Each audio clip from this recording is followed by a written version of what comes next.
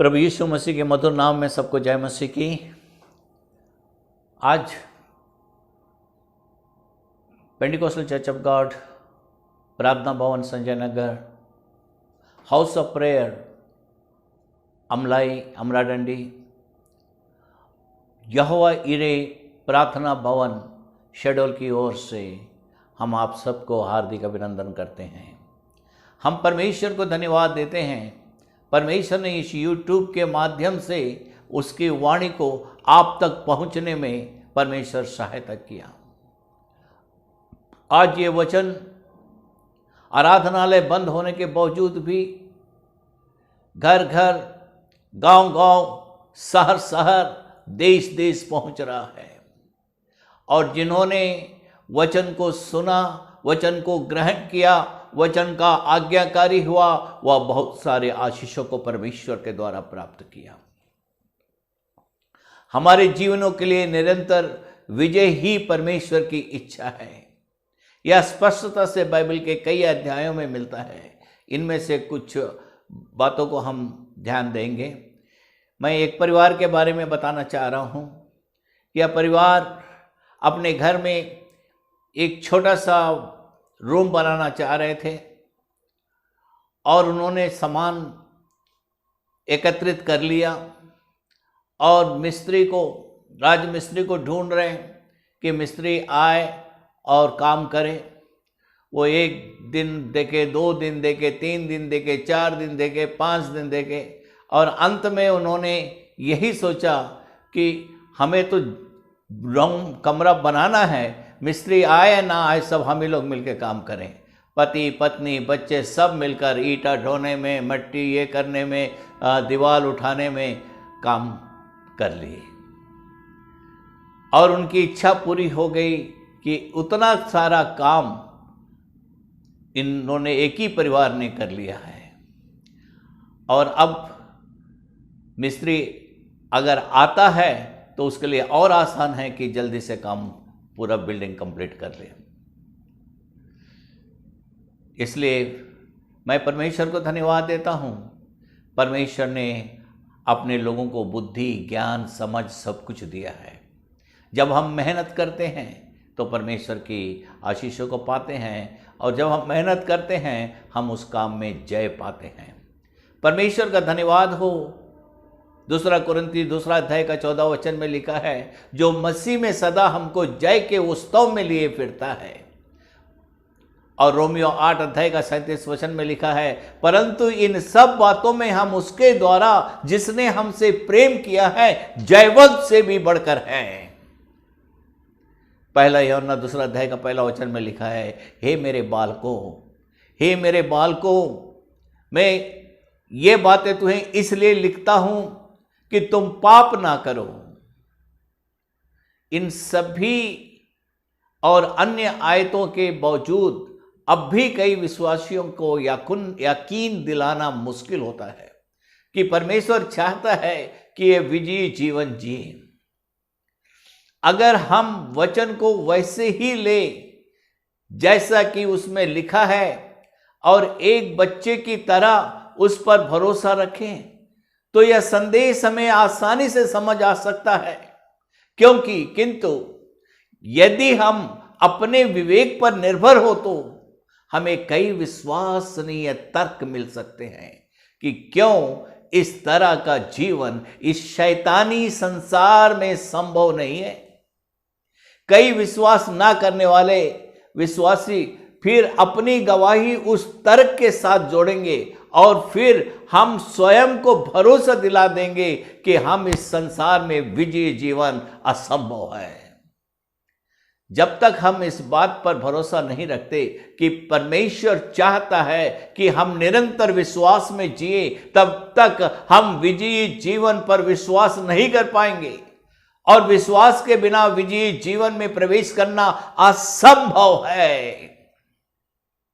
मसीही जीवन में हर चीज विश्वास पर टिकी है और विश्वास उस प्रकटीकरण पर टिका है जो परमेश्वर ने हमें उसके वचन में दिया है।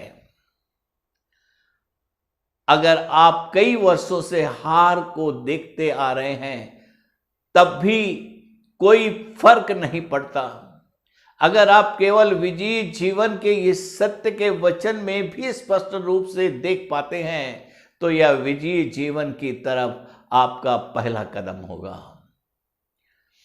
विश्वास की परमावश्यकता है। बाइबल में लिखा है, पहला यूहन्ना 2 अध्याय का 6वां वचन में, जो कोई यह कहता है कि मैं उसमें बना रहता हूं, उसे चाहिए कि आप भी वैसा ही चले जैसा वह चलता था। यीशु कैसे चलता था?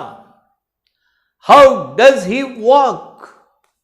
क्या वह जीत में कुछ समय या अधिकतर या हर समय चलता था? हमें जवाब मालूम है। उसकी भी हर उस बिंदु पर परीक्षा ली गई जिस पर हमारी ली जाती है, लेकिन वह कभी पाप में नहीं पड़ा। He never fall into the sin, क्योंकि हमारा ऐसा महायाजक नहीं जो हमारी निर्बलताओं में हमारे साथ दुखी ना हो सके, वरन यह सब बातों में हमारी नाई परखा तो गया तो भी निष्पाप निकला। इब्रानिया 4 अध्याय का 15 वचन में लिखा है। अब हमें कहा जा रहा है कि हम भी वैसे ही चले जैसे कि वह चला। क्या यह इस पृथ्वी पर संभव है? क्या परमेश्वर हमें वह काम करने को कहेगा जो वह जानता है कि हम नहीं कर सकते? जी नहीं, यह अकल्पनीय है। संसारिक पिता भी कभी ऐसे मांगे अपने बच्चों पर नहीं डालता जो वे पूरी नहीं कर सकते। हम परमेश्वर को कितना कम आंकते हैं। मत्ती रचित सुसमाचार 13 अध्याय का 58 वचन पढ़िए। नए नियम में लिखे गए सबसे दुखद शब्द हमें मत्ती रचित सुसमाचार 13 अध्याय का 58 वचन में मिलते हैं। और उसने वहां उनके अविश्वास के कारण बहुत सामर्थ्य के कार्य नहीं किए। Simple thing, try to understand. और उसने वहां उनके अविश्वास के कारण बहुत सामर्थ्य के कार्य नहीं किए। इसी तरह की आयत एक और स्थल पर पाई जाती है, मरकुस रचित सुसमाचार 6 अध्याय का 5 वचन में, और वह वहां कोई सामर्थ्य का काम ना कर सका।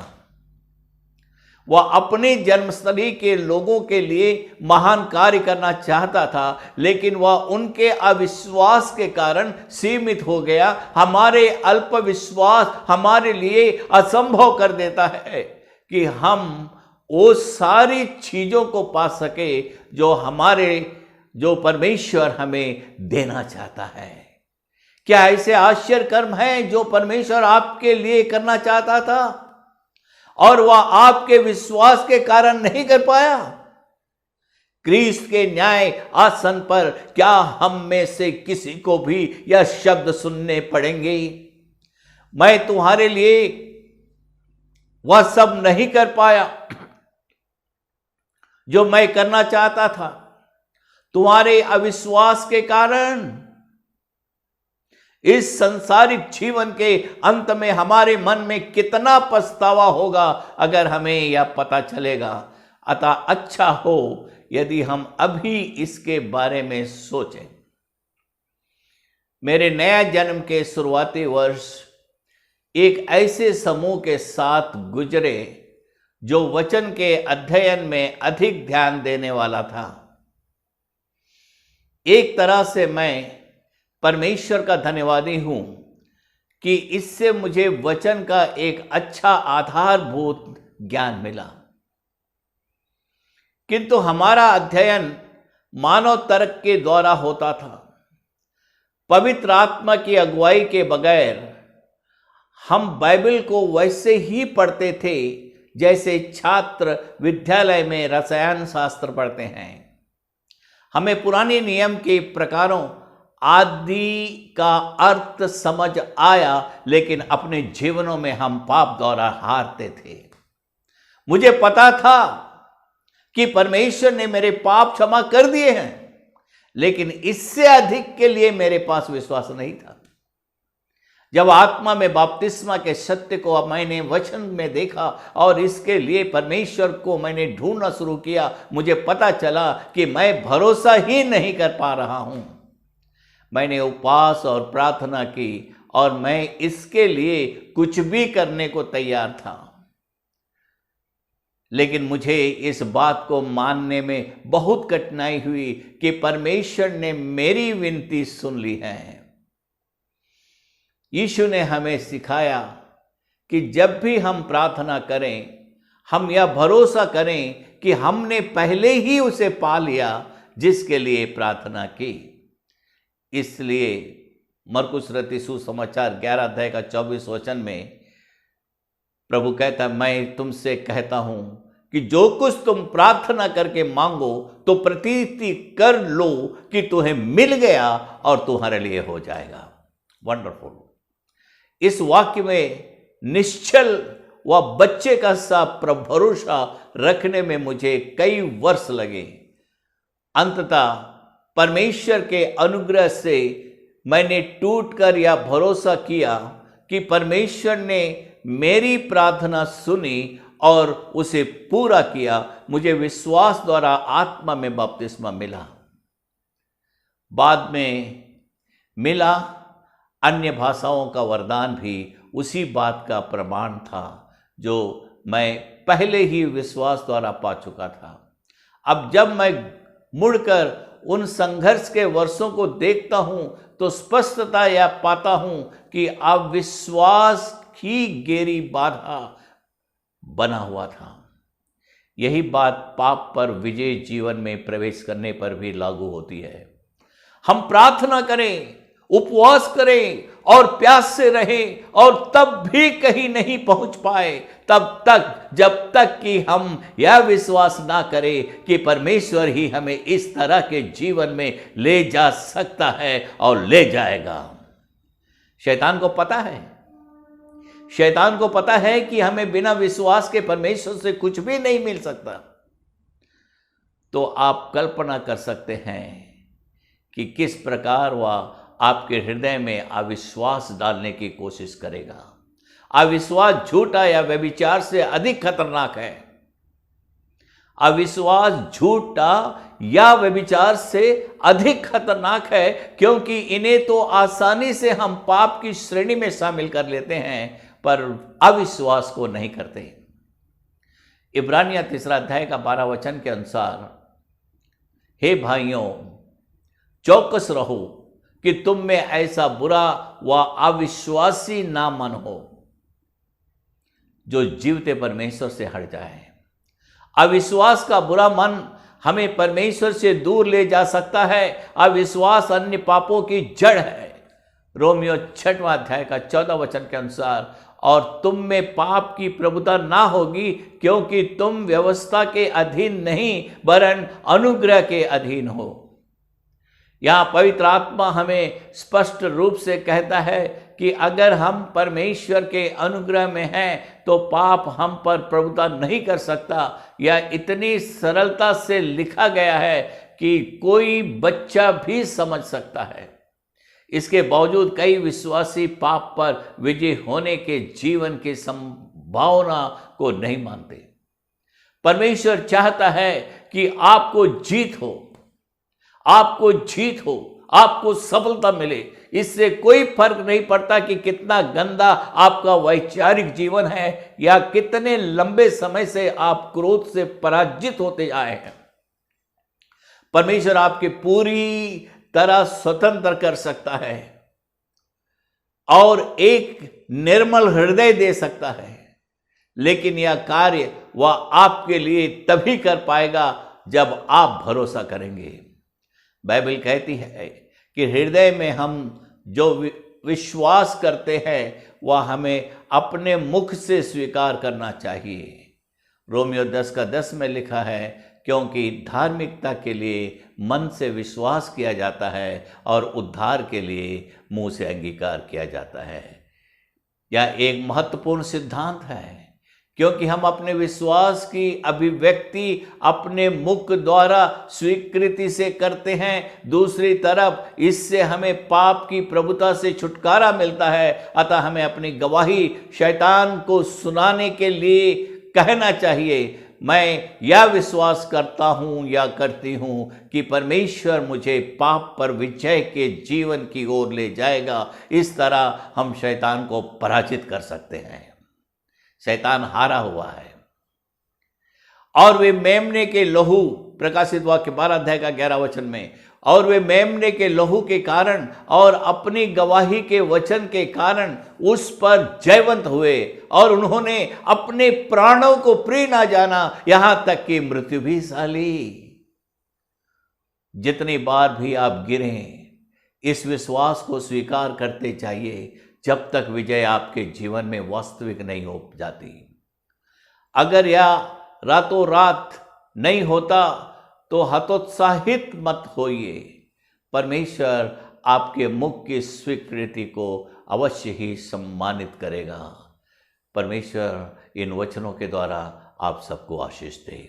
मैं एक छोटा सा प्रार्थना कर रहा हूँ। प्यारे परमेश्वर, महान सामर्थी जिंदा खुदा, प्रार्थना को सुनने वाला सर्वशक्तिमान दयालु अनुग्रहकारी कृपालु परमेश्वर, आज जितने लोगों ने इस यूट्यूब को प्रभु जी वचन को सुना है यूट्यूब में, उनके जीवनों को भरपूर आशीषों से भर दे, शैतान की जंजीरों से छुटकारा दे, जीवन में शांति और सफलता दे, उनके कामों में आशीष दे और उन्हें बलवंत कर और तुझ में बढ़ने के लिए सामर्थ प्रदान कर और ये तेरी महिमा को प्रकट करने वाले बन सके। सारी आदर महिमा प्रभु यीशु मसीह आपको देते हैं। प्रभु यीशु मसीह के पवित्र नाम से करते हैं, आमीन। प्रभु की प्रार्थना एक साथ करेंगे। हे हमारे पिता, तू जो स्वर्ग में है, तेरा नाम पवित्र माना जाए, तेरा राज्य आवे, तेरी इच्छा जैसे स्वर्ग में पूरी होती है वैसे स्तुति पर भी पूरी हो। हमारी दिन भर की रोटी आज हमें दे और जैसे हम अपने अपराधियों को क्षमा किया है वैसे हमारे अपराधों को क्षमा कर और हमें परीक्षाओं में ना डाल परंतु बुराइयों से बचा, क्योंकि राज, पराक्रम और महिमा सदा तेरे हैं, आमीन। अब हमारे पिता परमेश्वर का प्रेम, प्रभु यीशु मसीह का अनुग्रह, पवित्र आत्मा की सहभागिता आज से लेके युगानुयुग तक जितने इन वचन यूट्यूब के माध्यम से वचन सुन रहे हैं, हर एक के साथ, हम सबके साथ निरंतर बनी रहे, आमीन। सबको जय मसीह की।